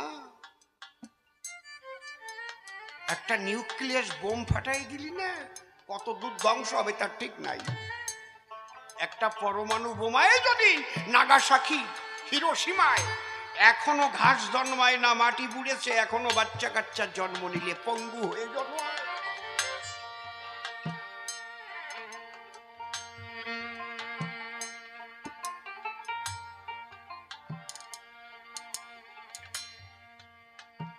তাহলে এই করোনার যে ভাইরাস এত সূক্ষ্ম, এই সূক্ষ্মাতি সূক্ষ্ম, তাকে দেখতে গেলে সেই ইলেকট্রনিক্স অণুবীক্ষণ যন্ত্র মাইক্রোস্কোপের দ্বারা দেখা যায়। আমরা সবাই বিশ্বাস করেছি, তাই মাস্কে মুখ ঢাকা রয়। ধর্মের জগতে যেতে গেলে বিশ্বাস, ব্রহ্ম, আত্মা, কিসের করোনা? সূক্ষ্মাতি সূক্ষ্ম, চোখে দেখতে চাও আত্মা। আরে আমার কপাল, বৈজ্ঞানিকরা ঈশ্বর কণা কম খোঁজে নাই। এই যে অতি সূক্ষ্মাতি সূক্ষ্ম একটা শক্তি, সেই শক্তি মানে এখানে বলেছে কেশাগ্র শতক ভাগ পুরো শতাংশ করি তাহার সম সূক্ষ্ম জীবের স্বরূপ বিচারি। এ কোয়া যায় না। একটা চুলের আগায় 100 ভাগ করার পরে যতটুকু হয় তাই আবার 100 ভাগ করো, এগুলো মুখ দিয়ে বলা বলি ন মেধোয়া ন বহুনাং সুতেন ন্যায় মাত্রা প্রবচনে ন লভ্যতে। বলছে এগুলো মুখ দিয়ে বলে কেউ বুঝাতে পারবে না। তাহলে কিসের দ্বারায়? বিশ্বাসের দ্বারায়। তাই পাগল বিজয় সরকার বলেছে, বিশ্বাস বিনে বিশ্ব মাঝে ঈশ্বরের সাধনা হয় না। বিশ্বাস ভক্তি মুক্তির সিঁড়ি, যুক্তি তর্কে নাগাল পায় না। যুক্তি তর্ক হাজার হাজার মন, এক রতি বিশ্বাস ভক্তি বেশি তার ওজন। শুধু তর্ক করে তার্কিকের মন, হাতে পাতে কিছু রয় না। বিশ্বাস বিনে বিশ্ব মাঝে ঈশ্বরের সাধনা হয় না। তাহলে ধার্মিক হবে তো আগে বিশ্বাস করতে হবে ঈশ্বর আছেন, আত্মা আছে, আমি তাকে দেখব, তার সন্ধান কোথায় পাব, কার কাছে যাব? নরেন দত্ত খুঁজতে খুঁজতে রামকৃষ্ণ ঠাকুরকে পেয়েছিলেন। আমি ব্যাসের ভূমিকা ছেড়ে কথাগুলো বলছি উদাহরণস্বরূপ। কি প্রশ্ন করেছিলেন? ঈশ্বর আছে কি নাই, এটা কি প্রশ্ন করেছিলেন?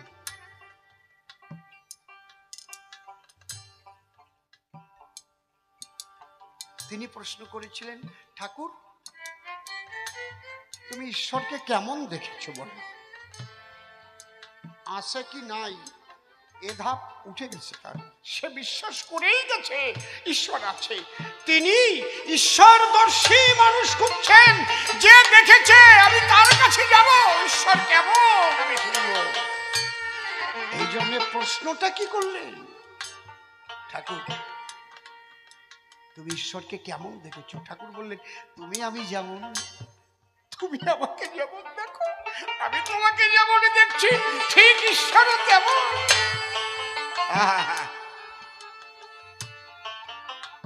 গায়ের প্রত্যেকটা লোমকূপ শিহরণ দেয় না? কত ধাপ এগিয়ে প্রশ্ন করছে।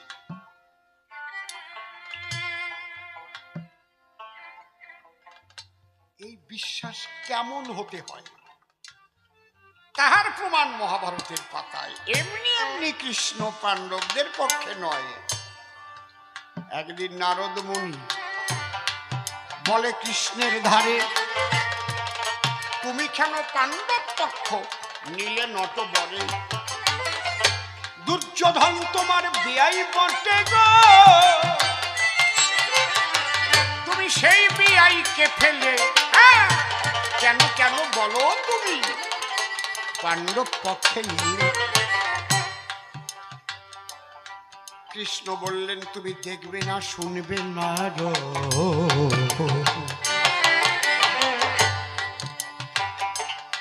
বলো আমার ঠাই। নারদ বলে, দেখতে পেলে আমার শোনার ইচ্ছে নাই। এই নাও সূচ সাদৃশ্য, ঠিক সূচের মতোই এক পাশে সরু সিদ্ধ, আর এক পাশে পাঁচটা ছোট ছিদ্র, আর এক পাশটা সরু করা। বলে এটা নিয়ে যাও, দুর্যোধনের সবাইকে জিজ্ঞেস করো, তুমি বলবে এই সূচের এই ছোট ছিদ্র পথে হাতি যাতায়াত করেছে, তুমি বিশ্বাস করো?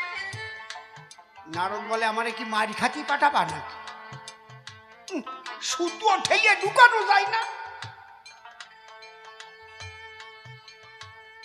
কৃষ্ণ বলে, নারদ যা কহিলাম তোমায়, এই প্রশ্ন করো গিয়ে দুর্যোধনের সভায়।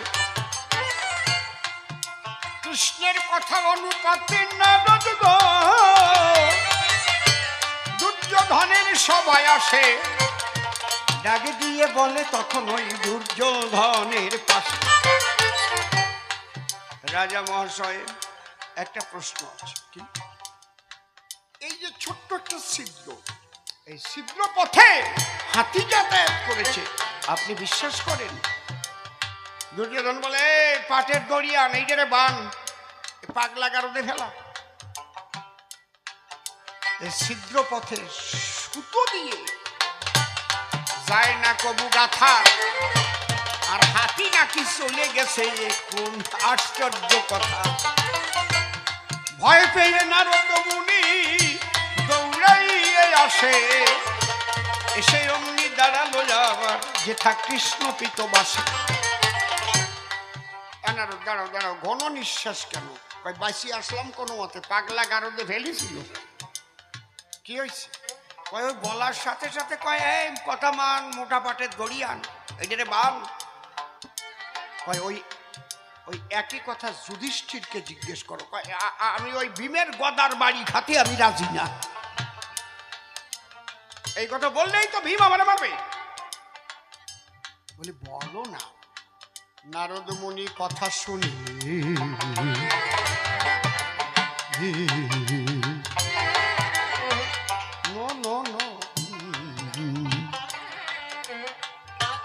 ভুলে গেছ। যুধিষ্ঠিরের কাছে গিয়া অমনি নারদ ওইটাকে দেখাইয়া ডেকে বলে, এই ছিদ্র পথে গো ওরে হাতি চলে গেছে, বলো বলো যুধিষ্ঠির তোমার কি ইহা বিশ্বাস আছে? যুধিষ্ঠির ধর্মে কর্মে মতিস্থির।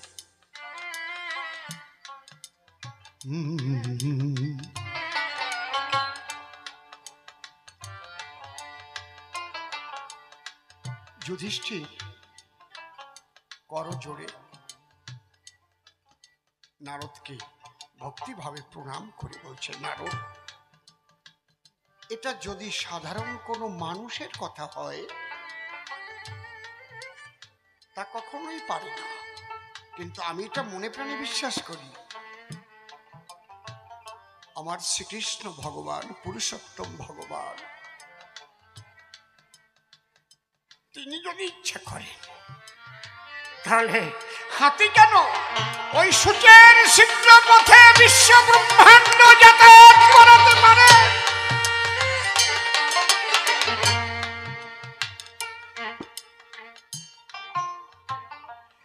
কৃষ্ণ চরণে এ বিশ্বাস রাখে, তার অসাধ্য কিছুই নয়। শ্রীকৃষ্ণ নারদকে বললেন, নারদ তুমি বলো আমি এবার দুর্যোধনের সঙ্গে থাকবো না যুধিষ্ঠিরের সঙ্গে থাকবো? বলে ঠাকুর আমার ভুলটা আজকে ভেঙে গেল। কৃষ্ণ চরণে যার এত বড় বিশ্বাস, এত বড় ভক্তি, সে তো তার সঙ্গেই থাকবে।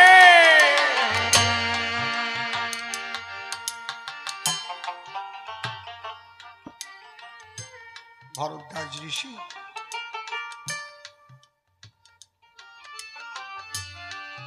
এই একটা কথা মানুষ মেনে চলুক তো,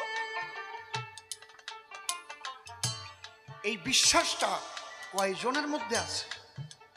কয়জনের মধ্যে আছে? আমরা একটু আঘাত পেলেই ভেঙে চুরমার হয়ে যাই, ভগবান তুমি আমাকে এটা করলে। কই ওরা তো ভেঙে পড়েনি। 12 বছর বনবাস, 1 বছর অজ্ঞাতবাস। অজ্ঞাতবাস মারাত্মক রে বাবা।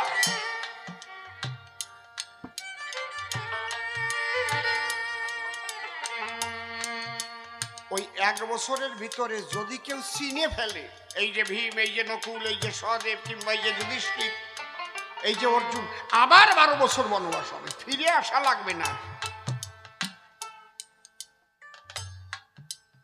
সেই সাপ লুডু খেলার মতো। কি একেবারে দাঁড়া দাঁড়া এসে ওরে গোপাল একেবারে নাকি? কিন্তু তারা তো কখনো বলেনি যে ঠাকুর তুমি আমাদের সহায় থাকতে আমাদের এই বনবাস হলো কেন, আমাদের এই দুঃখ কষ্ট হলো কেন? শেখো ধর্ম কাকে বলে। আরে শেখো, সারা জগৎবাসী এই সনাতনী ধর্মের যে আদর্শ শেখো।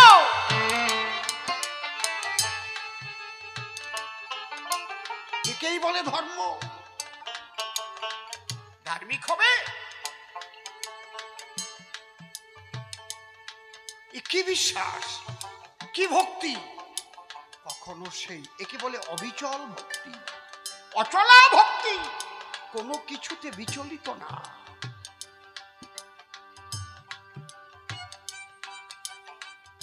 আমরা কি করব? পূজা পার্বণ করি, ছোট্ট কোনো ক্ষতি হয়ে গেলে এতদিন পূজা দিছিলাম, ভগবান পূজা কইরে আর কি বা হইল? আমার ছোট ছেলেটা অ্যাক্সিডেন্টে পাটা ভাঙ্গা গেল। তুমি যে মানা করছিলে ওই শয়তানের চাকা নিয়ে বাইরে আসি না, সেটা শুনছে?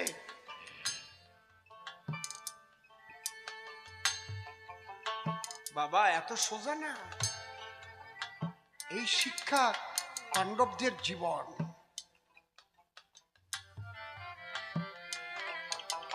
এত দুঃখ কষ্টের মধ্যেও কখনো কৃষ্ণের প্রতি এতটুকু অভিযোগ অনুযোগ কিছু তাদের নাই।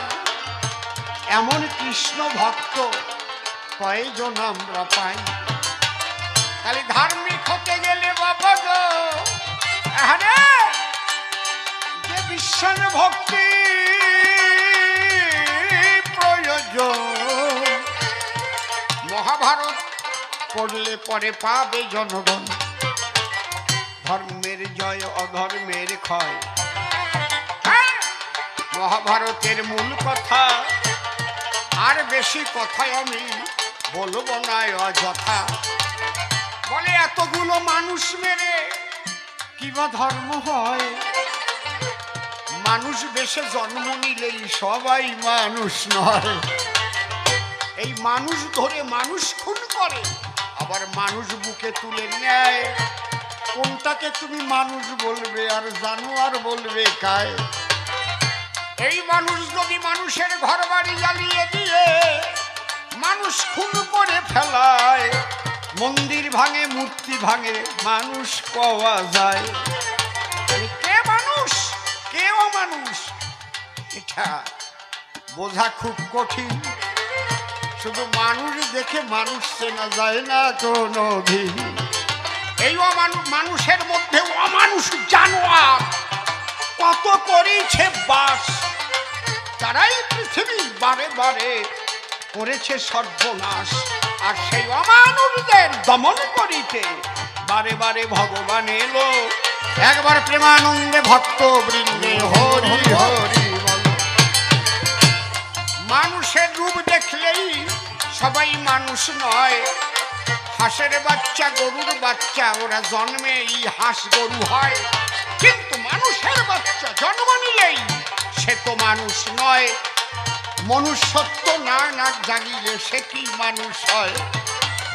একজন টাকা পয়সা পকেটে নিয়ে রাত্রিবেলা যায়, আর একজন ছুরি মেরে টাকা যখন কেড়ে নেয়। পথের পাশে পড়েছিল সে রক্তাপ্লুত অবস্থায়, আর একজন তারে হাসপাতালে নিয়ে নিজে রক্ত দিয়ে বাঁচায়। তাহলে একজন ছুরি মারে আর একজন নিজের রক্ত দিয়ে বাঁচায়। কোনজন বলো মানুষ হবে এই বিশ্ব বসুধায়? তাহলে যারা মানুষের রক্ত পান করে চিরকাল খুশি হয়, তারা জীবনে কোনোদিন মানুষ নয়। মানুষ হলে এই জগতে তারা শান্তি আনায়ন করে, ওই অশান্তদের বধ করিতে আসে বারে বারে। যেমন কৃষকরা ফসল লাগালে আগাছা জন্মায়, সেই আগাছা সেখান থেকে তুলে ফেলতে হয়। আগাছা তুলে না ফেললে ভালো ফসল হবে না, এটা কিন্তু সব মানুষের চিরকাল আছে জানা। ওই মানুষের মধ্যে অনেক আগাছা এই জগতে রয়, সেই ভগবান বারে বারে আসেন আগাছা পরিষ্কারের ধায়। এই জন্য গীতার মধ্যে বলেছে বারে বারে, আমিও পরিষ্কার বলে গেলাম দাঁড়াইয়ে সবার ধারে। প্রথমবারে আর তারে বেশি কথা বলবো না, ছেড়ে দিয়ে যাবো আমার কাব্য আলোচনা। দেখি ভরদ্বাজের পরে এসে কোন কোন কথা কয়, কোন ভাবের ভাবধার আসে উঠাই নিয়ে লয়। আমি দুইখানা প্রশ্ন তারে করিয়াছি দান, সে এসে ভালোবেসে দিক সমাধান। তারপরে রামায়ণের কথা বলে বলে আনন্দ জাগাবে সকলের দিলে। আমি আবার তার কথা শুনিয়া আসিব, সুন্দরভাবে মহাভারতের কথা কব। দুইজনের ভালো কথা সকলে শুনে আনন্দ নিয়ে যাবে সকলের মনে। এই তো কবি গান, এইভাবেতে হবে। আগামী দিন 5টার সময় মনে রেখো সবে, আগামী দিন 5টার সময় দিলাম নিমন্ত্রণ, করজোরে সবার চরণে করি নিবেদন। 5টার সময় সবাই আসিবেন সবে, 5টায় কিন্তু এই কবি গান হবে। তবে আজকে কিন্তু এখনো গান হয় নাই শেষ। এই আমার টুক শেষ হলে অর্ধকের পরিবেশ, এই অর্ধেক আমার টুক শেষ হবে। এরপরে নিশিবাবু সভাতে দাঁড়াবে, উনি আবার প্রশ্নের জবাব দিয়া যাবে, আবার নূতন প্রশ্ন করিয়া আমি আবার দ্বিতীয়বার সবাই দেখা দেব, ওনার প্রশ্নের জবাব আসিয়ে দেব। এই তো মনে মনে আসে, কিন্তু অনেক কেন বেশি কথা বলতে যাব। সবারই সদন প্রথমবারের ভাব আমার সাঙ্গ হয়ে গেল। একবার প্রেমানন্দে বদন ভরে হরি হরি বলো।